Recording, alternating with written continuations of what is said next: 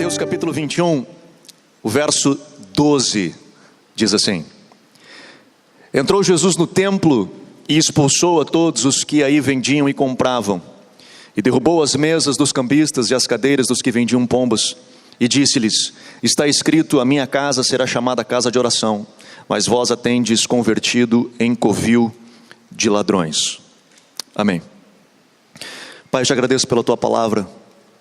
Eu te peço, Espírito Santo, sopra sobre nós, que possamos ouvir a voz do teu Espírito nessa noite. Seja o nosso mestre, seja o nosso ensinador. Ministra as nossas vidas. Vento que vem dos quatro cantos sopra sobre nós nessa noite. Que tenhamos encontros contigo, em nome de Jesus. Amém. Essa história vocês conhecem.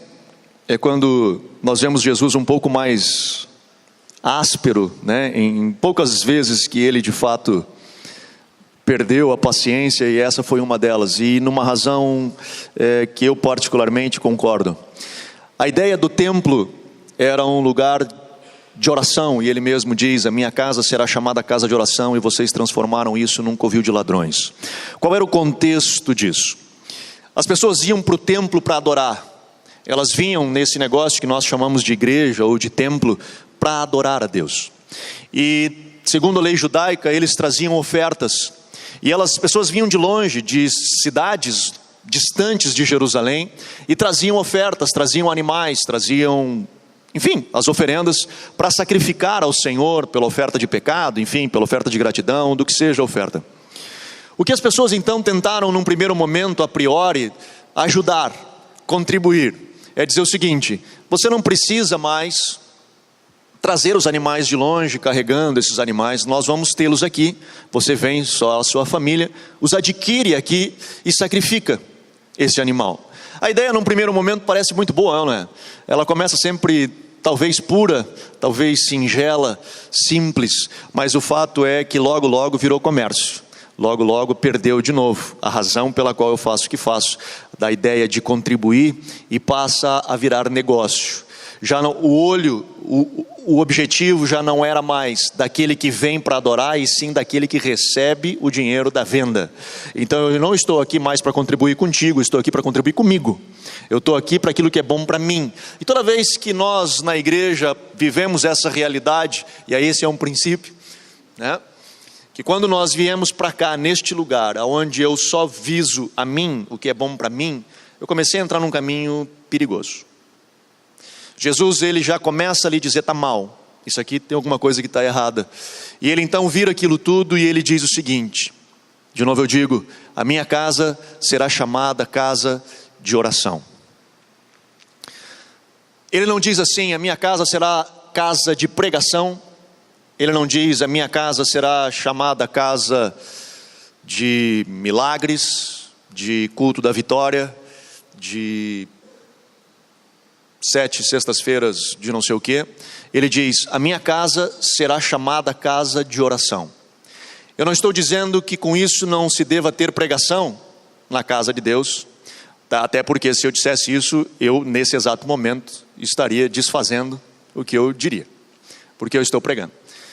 Ele não estava se referindo ao fato de não ter pregação, ele não estava se referindo ao fato de não ter qualquer outra coisa, mas ele estava colocando a casa de Deus, a centralidade do objetivo pelo qual nós entramos por aquela porta. Ele está dizendo: este é um lugar de intimidade. Esse é o lugar aonde nós entramos para nos relacionar com Ele. Esse é o lugar aonde eu vou para de fato buscar a sua face. Eu não vou para buscar uma bênção, ainda que eu possa ser abençoado. Eu não vou para buscar uma vitória, ainda que eu possa recebê-la. Eu não vou para buscar uma cura, ainda que lá eu possa encontrá-la. Mas o meu objetivo ao entrar por aquela porta, Jesus disse: a minha casa será chamada casa de oração. Ela será conhecida como um lugar onde as pessoas entrarão em intimidade comigo.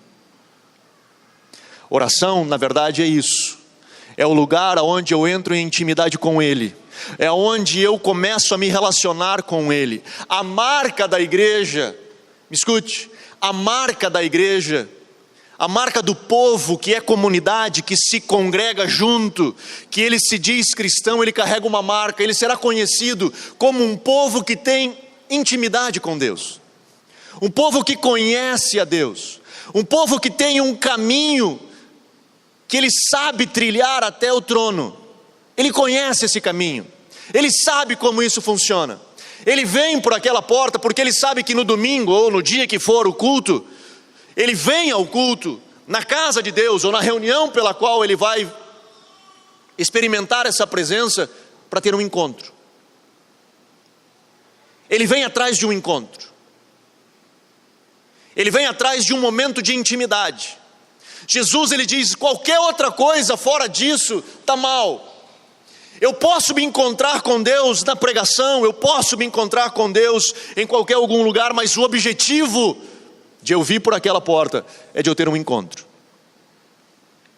Eu não venho por aquela porta, ou não entro por aquela porta para mim ouvir uma palavra legal. Eu não entro por aquela porta, por mais que é muito legal de nós termos pessoas a qual nós convivemos e poder ter relacionamento e conversar e trocar ideia e dizer, cara, eu tenho um grupo a qual eu faço parte, isso é muito legal. Mas a expectativa de Jesus é que nós sejamos conhecidos como uma das nossas marcas, que nós sejamos conhecidos como uma igreja que tem intimidade com Ele. E aí nós começamos a entrar num caminho que é complicado. Devia de ser muito simples, mas é extremamente complicado. Algo que deveria de ser tão comum para nós como igreja e que nós temos dificuldade. Nós falamos de relacionamento com Deus já há 2000 anos como igreja cristã. Se nós falarmos de a igreja judaico-cristã, já são, sei lá, mais outros tantos 1000 anos, da qual existe essa cultura de um povo que busca o Deus vivo. E nós ainda temos dificuldades de estabelecer o que de fato é esse negócio chamado relacionamento com Deus. Nós ainda temos dificuldades de dizer, cara, eu tenho um relacionamento com Deus. Nós até usamos isso, nós até dizemos isso, mas o que de fato isso significa? Eu quero que você abra comigo um pouquinho antes, em Mateus capítulo 6, na verdade, bem antes, né? Mas no Sermão da Montanha de Jesus, quando é a primeira pregação de Jesus, e ele traz uma pregação extremamente rica,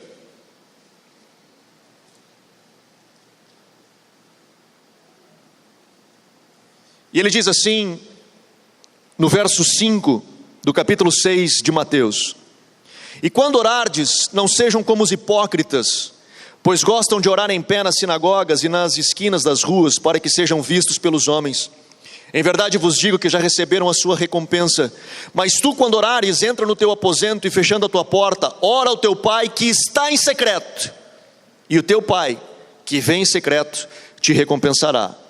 E aí ele diz, e não useis, orando, não useis de vãs repetições, como os gentios que pensam que por muito falar serão ouvidos. Não vos assemelheis a eles, pois vosso pai sabe que necessitais antes do que lhe pedirdes. Esse é um texto-chave para a nossa compreensão. Ele diz assim, deixa eu desligar aqui que ela está com... Pronto.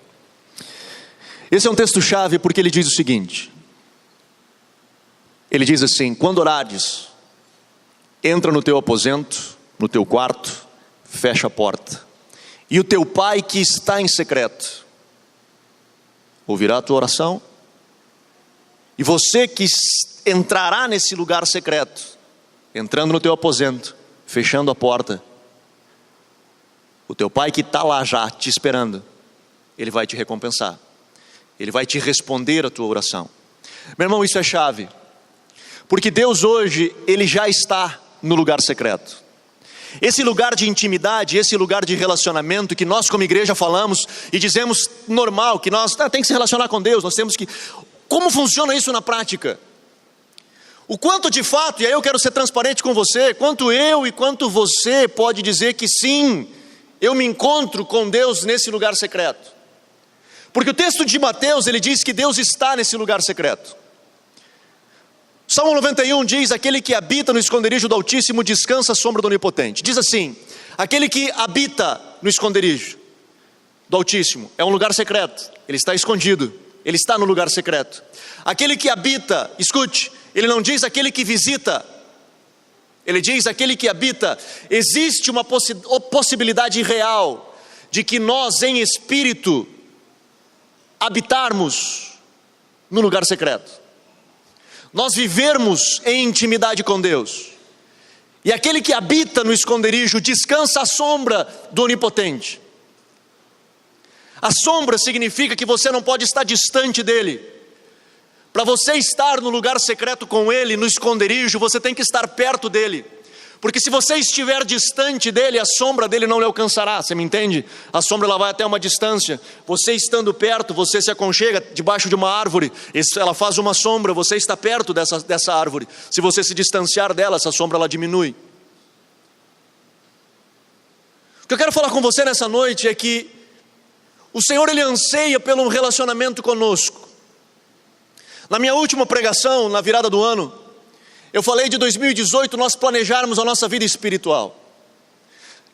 Não que nós não venhamos a conquistar coisas, não que nós não venhamos a dizer, cara, eu quero poder trocar de carro, eu quero comprar uma casa, ou eu quero fazer esse curso, ou eu quero voltar a estudar, ou eu quero fazer, sei lá, qualquer coisa. Projete, planeje, é importante nós planejarmos, mas que 2018, e essa foi a minha proposta para a igreja como família CTF, de que seja um ano que marque a sua história espiritual. Que seja um ano que você olhe quando você tiver 50 anos, 60 anos e diga, 2018 foi uma reviravolta na minha vida espiritual. Foi um ano onde eu tive uma experiência profunda com Deus. Foi um ano onde Deus fez algo dentro de mim que mudou a minha história. Porque nós planejamos tudo, mas nós não planejamos a nossa vida espiritual. Nós somos seres espirituais. A minha intenção nessa noite é tentar fazer com que você reflita sobre o seu lugar secreto. Sobre aonde você tem o encontrado, se é que você tem o encontrado. Como tem funcionado esse lugar? Nós temos algumas dificuldades com isso. Nós vivemos num mundo hoje onde é complicado você ir para esse lugar secreto. Mas aonde fica? Será que é o meu aqui que está fazendo barulho? Não. Eu fico isolado, solitário aqui, não tem problema.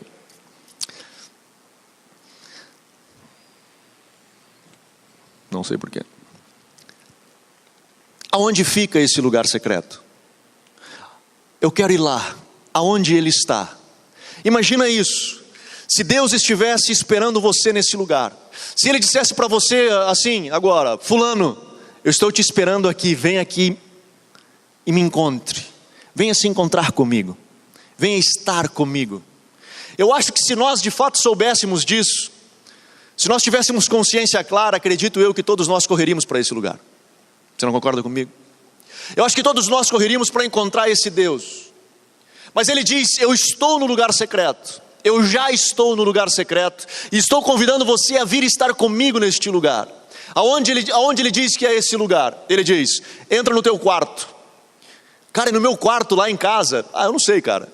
Mas eu moro num kitnet, o meu quarto é junto com sala, é cozinha, é com não sei o que. E agora como é que faz? Vou ter que construir um quarto? Não estou dizendo isso, cara. O que eu estou querendo falar para você, o que Jesus está querendo dizer, o que Ele nos instrui é, vá a algum lugar, tenha esse lugar, tenha um momento onde você diz, eu vou tirar um tempo para estar com Deus. Eu tenho o meu lugar onde eu vou estar com Ele. Cara, mas eu não tenho muito tempo, eu acordo cedo demais, e eu vou para o trabalho, eu demoro 2 horas dentro do ônibus até chegar no meu trabalho. Talvez o lugar secreto seu é sentado ali no banco do ônibus. Onde você senta ali e diz, beleza, eu tenho 2 horas que eu fico aqui até chegar. Jesus, acampa os teus anjos ao redor, faz uma coluna de fogo aqui, me cerca, e que os teus anjos subam e desçam, e que esse banco de ônibus seja Betel, seja a habitação de Deus, que Deus habite nesse lugar e venha e me encontra. Talvez aquele seja o seu lugar. Eu procuro colocar lá em casa, eu tenho uma poltrona. Eu falei para vocês já que a Miriam gosta de mudança, não falei? Então, quando eu chego, às vezes eu dou uma viajada, quando eu volto, alguma coisa sempre é diferente. Agora ela fez uma mudança de móveis lá em casa. Eu tenho a minha poltrona, que eu brinco que é a minha poltrona de ouvir Deus. É ali onde eu sento para ouvir Deus. Então é a minha poltrona de ouvir Deus. Então eu procuro seguir uma rotina, onde eu pego o meu café e vou para a minha poltrona de ouvir Deus. E ali eu sento e busco ter esse devocional, esse tempo. E é interessante, porque quando eu sento ali, o meu cérebro já sabe que eu sentei ali com um objetivo específico. É quase que uma psicogeografia, ele faz essa análise, né, onde ele identifica, eu estou aqui para isso, eu estou aqui para alguma coisa diferente. Mas enfim, nós sobrou um sofá lá, e ele foi lá para casa, né, fez uma mudança, e a Miriam já queria fazer voar minha poltrona lá. E aí eu digo, Miriam, não vai dar.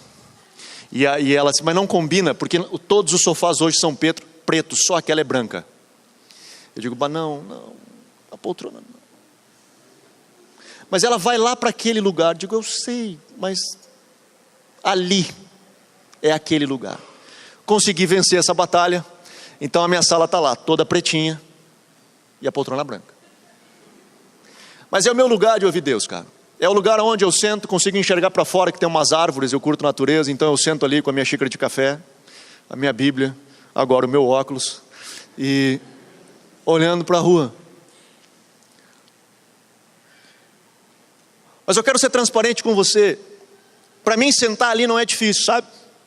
Para mim sentar ali não é difícil. Eu consegui me organizar, que eu levanto e sigo essa rotina e eu sento ali de boa. Sabe qual é a minha maior dificuldade? É fechar a porta. E eu quero ser transparente com você.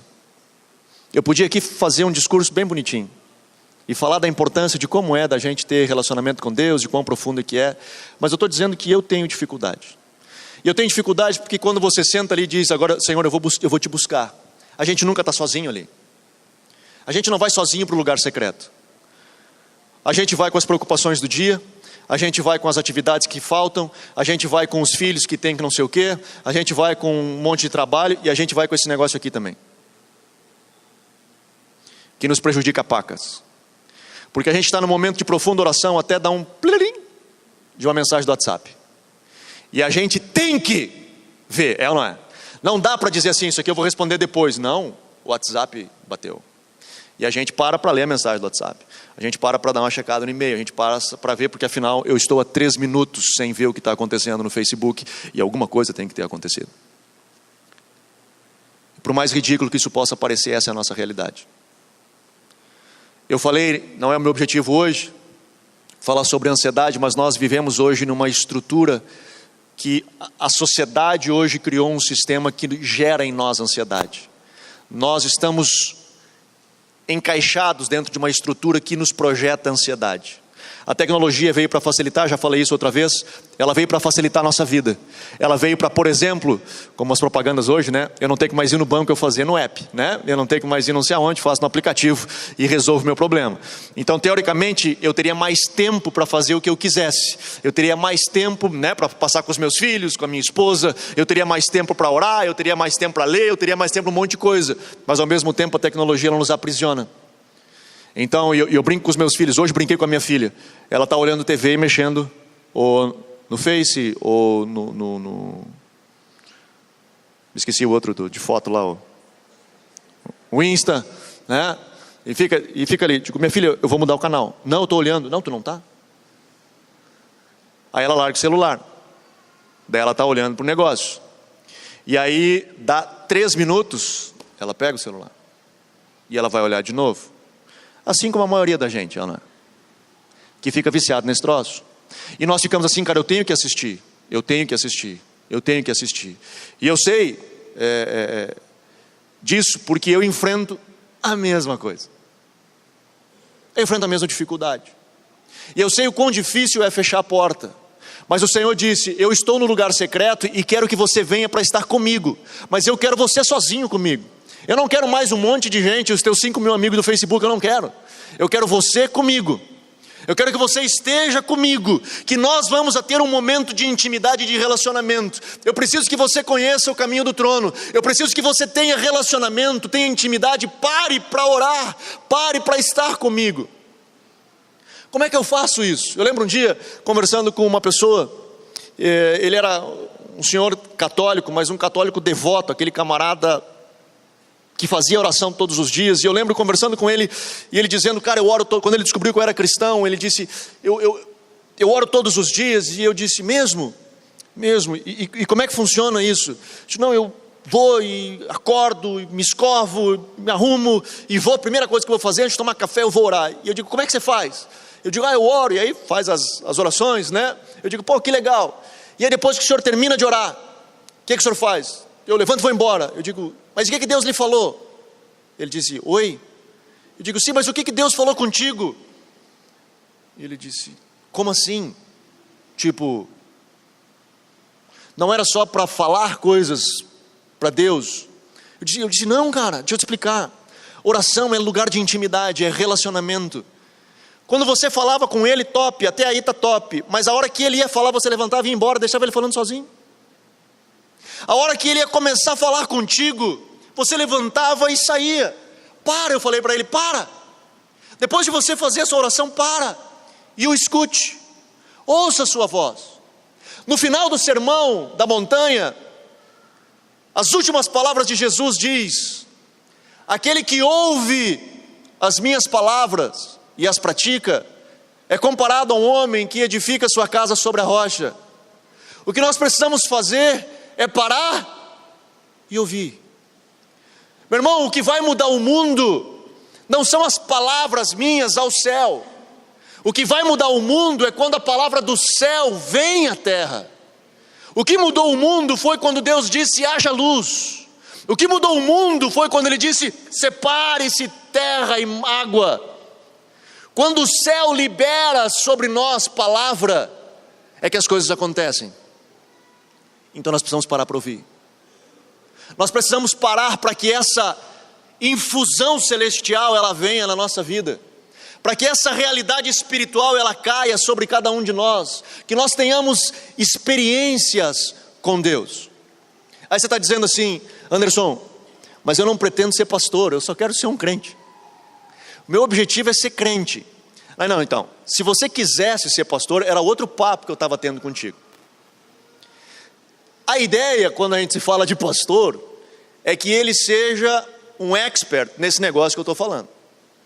As pessoas, elas têm uma expectativa do pastor, que ele tem que ser um pouquinho advogado, um pouquinho arquiteto, um pouquinho psicólogo, um pouquinho médico, ele é um pouquinho de cada coisa.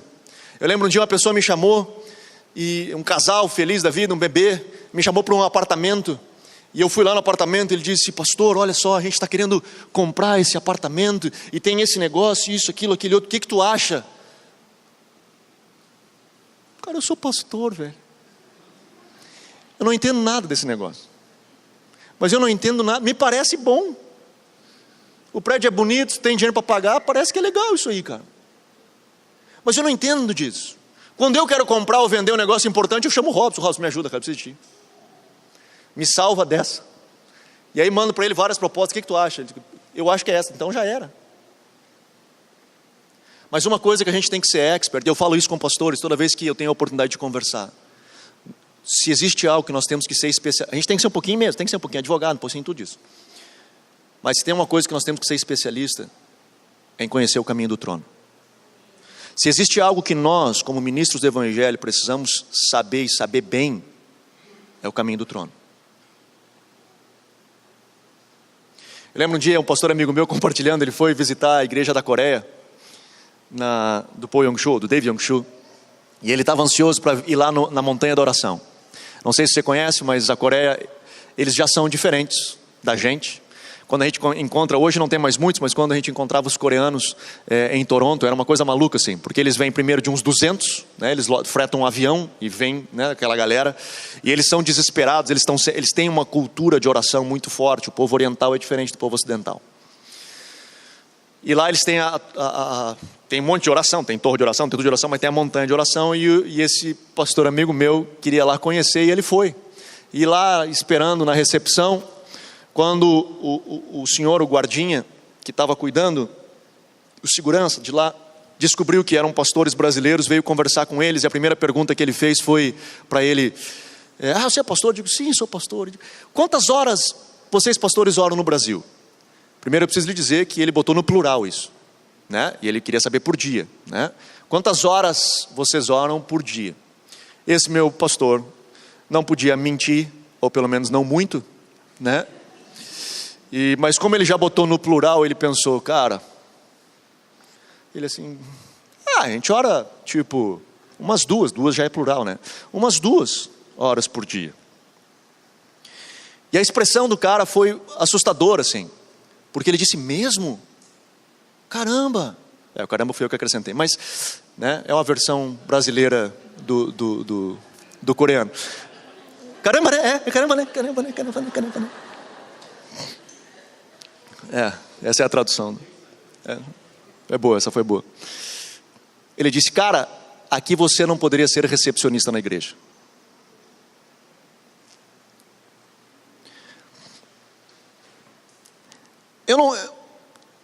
Por isso que eu acho que nós pastores precisaríamos orar muito mais do que a gente ora. E essa é uma grande discussão no meio dos pastores, de fato de nós sermos bons naquilo que nós somos chamados para ser, que é conhecer o caminho do trono. Porque o que vocês, de fato, e eu falo também com pastores isso, eu digo, uma das coisas que eu aprendi quando comecei a pastorear, foi que a expectativa das pessoas é que elas venham encontrar em você alguém que possa dizer para elas alguma coisa da parte do Senhor.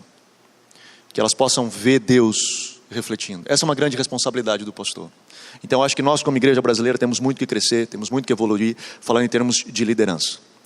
Mas isso tudo que eu estava falando para vocês antes, eu não estava falando para pastor. Porque eu estou dizendo, pastor é uma outra caminhada. O que eu estou falando para você é simplesmente para ser um crente, cara. O que eu estou falando com você é para você manter a estrutura da sua fé. Porque a gente terceiriza esse negócio para a esposa, terceiriza isso para o marido, terceiriza isso para o pastor até, o relacionamento com Deus. O importante é que o pastor ora. É bom eu estar numa igreja porque lá o meu pastor ora. E você, meu querido? Como é que está o seu relacionamento com Deus? Como é que está esse caminho seu em direção ao trono? Como é que é essa sua dinâmica de conseguir fechar a porta e passar um tempo só você e Deus, ouvindo a voz do Senhor falar com você? Cara, eu já tive muitas experiências, que bom que você teve muitas experiências, mas hoje, como é que está sendo hoje as suas experiências? Aquilo que nós vivemos um dia, me escute, aquilo que nós vivemos um dia, que nós experimentamos um dia, foi muito bom, mas ela cria um eco, que ele fica ecoando por um tempo, mas ele não dura para sempre. Aquilo que nós construímos um dia, aquela experiência que um dia nós tivemos, ela foi importante na nossa vida e talvez foi tão poderosa que nos trouxe por uns 10 anos. Mas é como aquela pedra que você atira no rio e ela causa aquelas ondas e as primeiras são muito fortes, mas elas vão diminuindo a sua intensidade até que elas acabam. E de repente daqui a 5 anos ou daqui a 10 anos você não se reconhece mais. Daqui a 10 anos você olha para dentro de você buscando aquela cristandade ou aquela espiritualidade intensa que um dia você viveu e você não a encontra mais. Porque aquilo que um dia você viveu, ele foi baseado nas experiências que você teve aquela vez. E hoje ela não consegue mais ser reproduzida. Hoje você está tendo dificuldades de repeti-la. E a grande dificuldade que nós temos de repeti-la é porque nós não temos tempo para isso. Na verdade nós temos, mas a gente se convenceu de que não o tem. A gente se convenceu de que nós temos uma vida extremamente agitada, cheia de compromissos, como se Jesus não o tivesse. Como se Jesus fosse o cara mais preguiçoso e desocupado que existiu na face da terra. Como que pregar para 5.000 homens, fora mulheres e crianças, e orar pelos enfermos e curar todos os enfermos, de uma multidão de 5.000 pessoas, sem microfone, sem plataforma, sem nada, fosse um negócio tipo assim, é barbado. Alguns teólogos dizem, eu particularmente acredito, que aquela experiência de Jesus, quando tiram o telhado e descem aquele enfermo de Marcos 9, na sala da casa, alguns teólogos dizem que aquela casa era a casa de Jesus. Eu creio que naquele lugar, naquela região, era onde Jesus morava. Porque ele, na verdade, não tinha lar, não tinha uma casa, né? Ele dizia, eu não tenho onde repousar a cabeça. Mas quando ele voltava à sua cidade, voltava ao seu espaço, era ali onde ele ficava. E eles abrem o telhado porque tinham pessoas espalhadas por toda a casa, inclusive nas janelas. E eles não tinham como chegar. Imagina você, cara, quando você chega em casa e diz, eu não quero ver ninguém. É ou não é? Chega em casa e diz, pelo amor de Deus, eu não quero atender telefone, eu não quero ver ninguém. E aí você se depara com uma multidão na sua sala de estar, para lhe ouvir. Mas ao mesmo tempo que Jesus tinha uma intimidade, tinha a dificuldade de relacionamento, a dificuldade de agenda, assim como eu e você, ele buscava ter intimidade. Tinha momentos que fosse na madrugada, que fosse nessa hora, ou que fosse em outra hora, ele disse, só um pouquinho, eu preciso ir no lugar secreto. Eu preciso passar um tempo no lugar secreto. Eu preciso ir para esse lugar e fechar a porta e ouvir o meu pai. Eu preciso parar e ouvir o meu pai. Eu não posso terceirizar relacionamento. Eu não posso entender que a minha vida cristã, ela se resume ao ir à igreja. Eu não posso entender que a minha fé cristã, ela é o fato de eu participar da igreja, é o momento onde então eu estou em comunhão com Cristo, porque eu sou líder de um departamento, ou eu sirvo num determinado departamento, ou eu faço parte dessa ou daquela escala. Quando eu estou falando de fé cristã, a igreja será conhecida, como Jesus disse, como casa de oração, um lugar de intimidade. Nós, como igreja, precisaríamos ser conhecidos como gente que conhece Deus. Nós conhecemos um bocado sobre Deus. Nós conhecemos um bocado sobre as coisas de Deus. Nós conhecemos um bocado sobre os feitos de Deus. Mas o que eu acho legal, quando se refere, por exemplo, a Josué, dizia que Josué conhecia os feitos do Senhor, mas também conhecia o Senhor. Era alguém que conhecia o caminho do trono. Quando Moisés entrava na tenda, ele ficava do lado de fora. Eu gosto demais dessa expressão, porque Moisés se encontrava com Deus e Josué não tinha esse direito, né, por não estar ainda ungido como Moisés o estava. E ele ficava ali, olhando Moisés se relacionar com Deus. A Bíblia diz que Moisés saía, depois de ter a sua experiência com Deus, ele saía e descia para conversar com o povo. E Josué ficava na porta da tenda, olhando para dentro, dizendo: cara, Deus está lá. É lá que Deus está. Eu quero estar onde Deus está. Quando Elias pergunta a Eliseu: o que tu queres que eu te faça? Ele diz: eu quero a porção dobrada do teu espírito. A chegar nesse ponto, até ele ouvir isso da parte de Deus, ele foi questionado por 3 vezes: fica aqui que eu vou para lá. Ele diz: não, eu quero estar onde tu está. Fica aqui que eu vou a Jericó. Fica aqui que eu vou ao Jordão. Fica aqui. Ele diz: não. O que ele estava querendo dizer: eu quero estar onde Deus está. Deus se move através de ti, eu quero estar perto de onde Deus se move. Eu quero estar vivendo, eu quero ter a experiência do lugar secreto. Eu quero poder entrar naquele lugar, fechar a porta e ter as minhas experiências com Deus. Isso significa que o céu vai se rasgar toda vez que eu entrar ali? Não, cara, provavelmente não. Vai ter vezes que você vai bater 30 minutos, vai ter vezes que você vai ficar 1 hora ali, e parece que não aconteceu nada. Sendo bem sincero com você, vai ter. E vai ter vezes que você vai fechar o seu olho, cara, e Deus vai vir de uma maneira poderosa. E serão aquelas experiências que marcam a vida da gente para sempre. São aquelas experiências que produzem um eco absurdo, que impacta a vida da gente. E sabe como é que isso funciona? Quando nós temos uma experiência dessas que impacta a vida da gente e nos abençoa forte, ela nos dá gás na nossa espiritualidade para irmos mais uns 5 anos, mais uns 10 anos. Agora, quando eu tenho uma experiência profunda e ela me impacta, e eu continuo batendo, eu tenho uma outra experiência e ela me impacta, e eu continuo batendo, e eu tenho uma outra experiência que me impacta, daqui a pouco todo esse impacto que veio sobre mim começa a ser derramado sobre o outro. E pessoas ao meu redor começam a ser impactadas por aquilo que Deus tem derramado sobre a minha vida. E de repente pessoas que começam a se relacionar comigo começam a sentir algo diferente. Um dia um grande pianista, ele disse o seguinte: só eu sei o quanto eu passo treinando, praticando no piano. Se eu ficar um tempo sem treinar, ninguém nota. Se eu ficar 1 semana sem treinar, ninguém nota. Quando eu vou fazer um show, ninguém nota que eu fiquei 1 semana sem. Mas eu sei que eu não toquei tudo aquilo que eu podia tocar. Quando eu fico 1 mês sem praticar, eu vou fazer um show, as pessoas comuns não notam. Elas não notam. Mas as pessoas que entendem de música sabem que alguma coisa está diferente em mim. E eu sei exatamente o que aconteceu. Quando eu fico 6 meses sem tocar, qualquer pessoa vai identificar que eu estou sem tocar. O que eu quero dizer com isso é, num primeiro momento, na nossa vida espiritual, nós sabemos. Logo depois, quando nós ficamos um tempo, sem entrar num lugar secreto, nós sabemos que o negócio não está bem. Logo depois, as pessoas bem perto da gente começam a notar, tem alguma coisa errada. Mas a gente vai levando, a gente vai empurrando com a barriga esse negócio. Enquanto está funcionando, cara, a gente vai levando.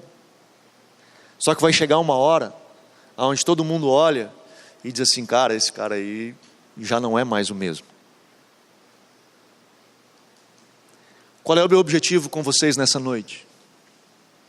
A parte de botar uma pulguinha atrás da sua orelha, e todas as vezes que a gente falar de oração, não vai ter nenhum de nós aqui que vai dizer assim, eu estou de boa. Então essa é uma pregação boa de se pregar, né? Porque se a gente faz um apelo, vem todo mundo para frente, todo mundo está em débito com oração. Mas não é disso que eu estou falando. Não é de querer pegar você por saber que todos nós sempre vamos estar em débito de oração. Eu falei esses tempos aqui. Meu cunhado é um cara de que eu conheço, de que eu tenho relacionamento. O Davi, ele é o cara que mais ora. Ele ora média de 6, 7, 8 horas por dia. E esses dias conversando com ele me disse, cara, eu estou orando pouco. Eu falei assim, eu nem vou mais conversar contigo então. A gente sempre acha que pode orar mais, a gente sempre acha que pode ir mais além. Mas não é disso que eu estou falando. O que eu estou falando, cara, é da nossa espiritualidade. O que eu estou falando é do nosso dia a dia, é do nosso cotidiano, é do seu lugar secreto. Quanto tempo faz que você não chega lá? Eu escutei do Chris Voloton, que é um pastor da Bethel. Eles têm uma casa de oração na Bethel, e a secretária dele, ele foi sair para almoçar, e disse, você não vai almoçar? E ela disse, eu ouvi dele, ele contando. Ela disse, não, hoje eu vou na oração, vou passar o meu período de almoço em oração. E ele disse, legal. Ele foi almoçar, voltou, ela já tinha voltado, e daí ele disse para ela assim, manda um abraço então lá, né, para ele, para mim. E aí ela foi, ele voltou do almoço, ela já estava de volta, e aí ele foi tirar ela e disse, e aí, mandou meu abraço? Mandei. E o que ele disse? Ele mandou dizer que está com saudade.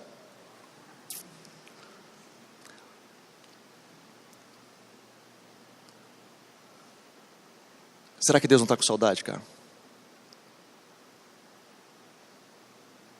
Será que Deus não está com saudade de você? Não estou falando para pastores, estou falando para a igreja. Será que Deus não está com saudade de você? Só de você. Não de você e o Facebook. Não de você do Instagram. Não de você e de todos os problemas. Não de você e de toda essa coisa que você carrega. Não de você e de todas as petições. Você. Será que Deus não está com saudade de você? Mas quanto tempo, Anderson? Sei lá, cara. Sei lá, o tempo que você conseguir. Mas eu não consigo passar 2 horas. 5 minutos é melhor que 0. Já começa por aí. É melhor que nada. Num primeiro momento você vai demorar um pouquinho mais do que isso, confesso. Não para ir para o lugar secreto, para ir para o lugar geográfico, né? Como eu digo, no meu sofá de ouvir Deus. Para ir lá não é o problema é fechar a porta. A dificuldade é fechar a porta. Abrindo um parênteses para você, o que me ajuda às vezes quando a minha cabeça está muito agitada e que eu tenho muita coisa para fazer, eu anoto o que eu tenho para fazer. Porque senão a gente fica, eu não posso esquecer. Então anota. Eu pego, ou anoto no bloco de notas do celular, ou pego alguma coisa e eu anoto, cara, eu preciso fazer isso, aquilo, aquele outro. Limpei minha mente, agora Senhor, eu quero estar contigo. Eu quero passar um tempo contigo. É prática. É repetição. Na verdade, a palavra discipulado é isso, é repetição. O catequizar, o discipular é isso, é você repetir, até que aquilo se incorpore em você, até que aquilo faça parte da sua vida. De novo eu lhe pergunto, será que Deus não está com saudade de você? De você no lugar secreto, de você parar e dizer, papai, eu estou aqui por ti. Contar a última história, a última experiência. Quando nós fomos para Toronto, para ver como funcionava a estrutura da escola de ministérios, isso em 2008, a gente ficou 3 meses em Toronto. No primeiro mês eu não ministrei, eu não preguei, eu não fiz nada. Eu estava lá para aprender como funcionava. Nós estávamos, eu, a Miriam e as crianças. E eu me dei conta de um negócio que eu tinha esquecido. Que naquele primeiro mês, eu buscava Deus simplesmente pelo prazer de buscá-lo. Sem ter segunda intenção. O que eu quero dizer com isso? Que pregação que eu posso fazer com essa experiência? De ler a Bíblia e dizer, o que eu posso tirar aqui que seja bom para fazer uma pregação para a galera? Simplesmente de abrir a Bíblia e dizer, cara, como é bom comer desse alimento. Sem segunda intenção nenhuma. E eu lembro chorando, sentado no chão do quarto, na minha experiência, dizendo, Pai, como é bom estar contigo. E agora eu estou sendo transparente, porque eu realmente estou sem segunda intenção mesmo. Porque eu não tenho nem onde pregar. E eu estou nesse tempo para estar contigo, simplesmente porque eu realmente te quero. Eu te anseio, eu te desejo. Que 2018 seja um ano que mude a nossa história. Que 2018 seja um ano onde a nossa vida espiritual ela possa ser impactada. De novo, sempre desejamos saúde, vitórias, conquistas, novos rumos. Sempre projetamos a nossa vida, uau, que possamos conquistar isso, conquistar aquilo. Meu desejo para você, mais do que conquistas, que esse 2018 seja um marco na sua história. Que 2018 você olhe para trás e diga, cara, a minha vida foi virada de cabeça para baixo, cara, Jesus veio e hoje eu olho para trás e digo, eu não sei como eu consegui viver a minha fé daquele jeito até aquele ano. O meu anseio é que o Senhor Jesus venha e que você tenha encontros com Ele. O meu desejo para você em 2018 é que você possa ir para o lugar secreto, que você possa fechar a porta e ali o teu Pai, que te vê em secreto, que já está no lugar secreto e te vê em secreto, te recompensará. Amém? Vamos ficar de pé.